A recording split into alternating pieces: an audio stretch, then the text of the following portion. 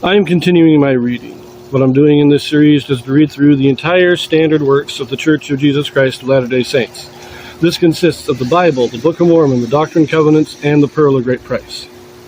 I am reading in a chronological order of events, not according to publication or volume, so I will be skipping around a bit as I move along.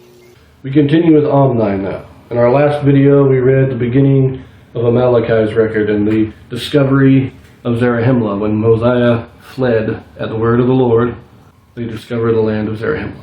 Amaleki was born during the time of Mosiah, and he lived to see Benjamin become king. That took us to verse 23. We're not going to pick this up in verse 24, though. We are going to skip down to verse 27 and read through verse 30, because we want to get our timeline right.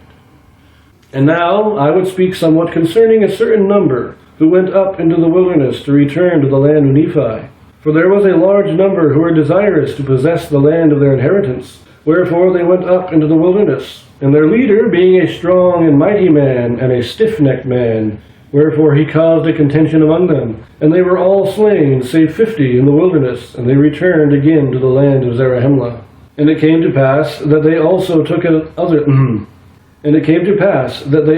others to a considerable number, and took their journey again into the wilderness. And I, Amaleki, had a brother who also went with them, and I have not since known concerning them, and I am about to lie down in my grave. And these plates are full, and I make an end of my speaking.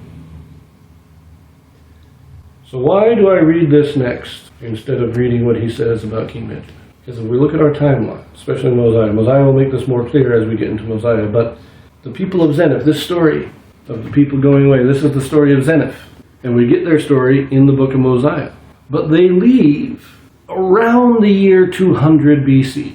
That's the best estimate we have. That would be 79 years before the death of Benjamin. And if my estimate is correct, that Benjamin lived to be 97 years old, well, he would only be 18 years old when they left. So most likely, they leave while Mosiah is still king. Benjamin has not yet taken the throne. And so we read up to verse 23, as I did in my last video. We read 12 through 23, which ends with him stating that Amaleki was born during the days of Mosiah and lived to see Benjamin become king. This little appendage, he kind of attacks these last 4 verses on as an appendix to the rest of his writing. This has to have taken place while Mosiah is still king, before Benjamin. Now, I do feel a little bit sorry. He says he has a brother who went with them. Now, remember, there were 2 times that people went. The first time they go, they get into a contention, slaughter each other, come back, and the 50 that survive collect more and try it again. And in the second expedition, Amaleki's brother goes with him. Now, Amaleki's already pretty old when he dies. He dies around the age of 87, according to my estimate. But he dies during the reign of Benjamin. And so he's probably only in his 40s or 50s when this expedition leaves. And so his brother, probably older than him, is probably in his 50s. Could it be that his brother was Zeniff? We're given no information about Zeniff's ancestry. Now, I actually don't think it was Zeniff, personally. I think his brother was more of a priest that goes with Zeniff. Zeniff, when he goes, he doesn't want to just go. He wants to bring the gospel with him. He wants to bring the truth with him. And because Zeniff was a great man. And so I think Amaleki's brother is likely a priest that goes with him, possibly an ancestor of Abinadom.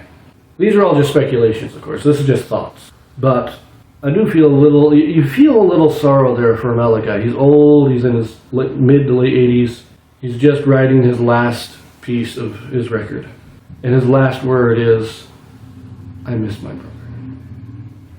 I wish I knew what happened. Just kind of a sad note. But we leave that here, and we will actually read in Mosiah next, before we finish out Omni. Because as I said, the story of Zeniff takes place before Benjamin becomes king. So I will see you in Mosiah.